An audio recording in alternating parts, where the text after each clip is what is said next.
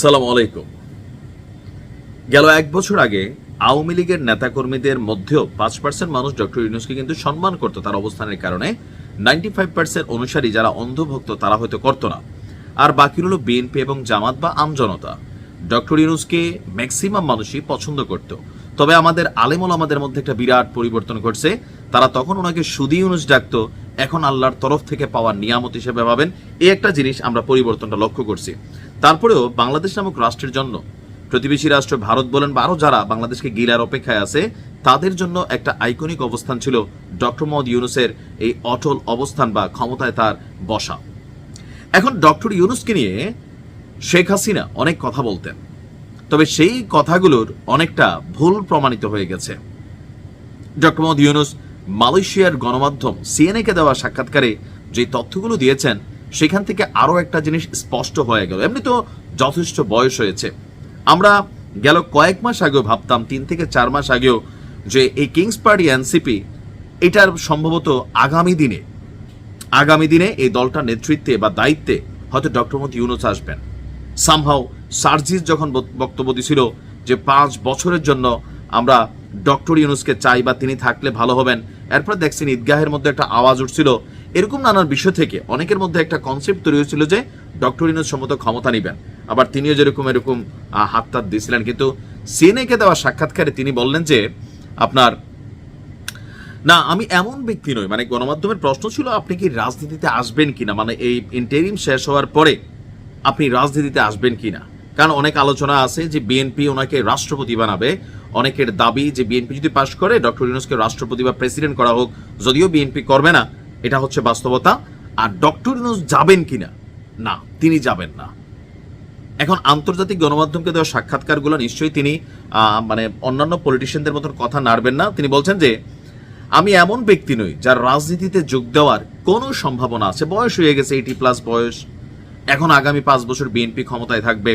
So এনসিপিকে lead করা বা নির্বাচনের আগে যে পদত্যাগের কথা শুনলাম, ব্যারিস্টার ফুয়াদ বললেন নির্বাচন নিয়ে তিনি পদত্যাগ করলেও করতে পারেন। তো অনেকে আবার এটার অঙ্ক মিলানোর চেষ্টা করতেছে, 2 এ 4, যে ডক্টর মোহাম্মদ ইউনূসও কোনো কৌশলে পদত্যাগ করে তিনি আবার কোনো এনসিপির দায়িত্বে যাবেন কিনা। যদি তিনি এনসিপির দায়িত্ব নেন, সারা বাংলাদেশে সবচেয়ে ওজনদারি দলটা পট করা হয়ে যাবে আপনার এনসিপি। তবে সেই পথে অনেক লাঞ্ছনা, গঞ্জনা, অনেক অপবাদ মাথায় নিতে হবে। কারণ ডক্টর মোহাম্মদ ইউনূস এই যে সময়কালটা গত 1 বছরে যাদের কাছে মাথার তাজ ছিলেন, শিরোমণি ছিলেন, আজকে তারাই ভদ্র সুন্দর ভাষায় তারা কিন্তু ওনাকে ধুচ্ছে। আবার তিনিও কি একদম কোনো মানে এমন কিছু করেন নাই, করছেন।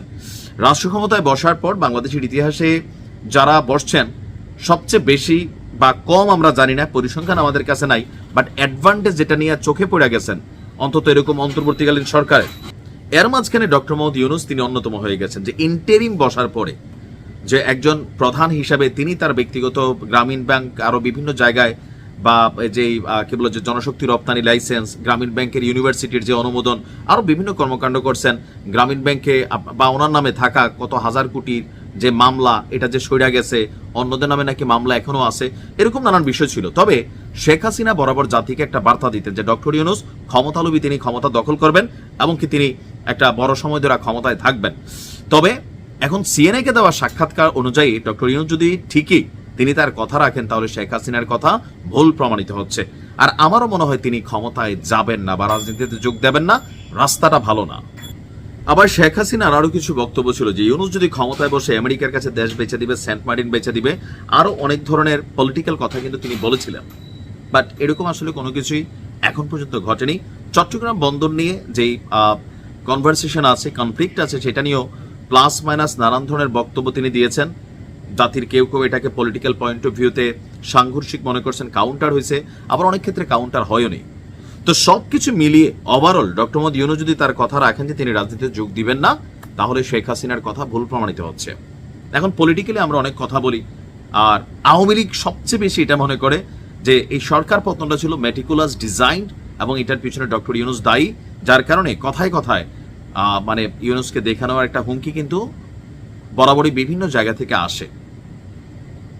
এখন তিনি যদি রাজনীতিতে যোগ না দেন, তাহলে বিষয়টা কেমন হবে আর যোগ দিলে কেমন হবে, আপনার মন্তব্য কমেন্টে লিখতে পারেন। ভালো থাকুন।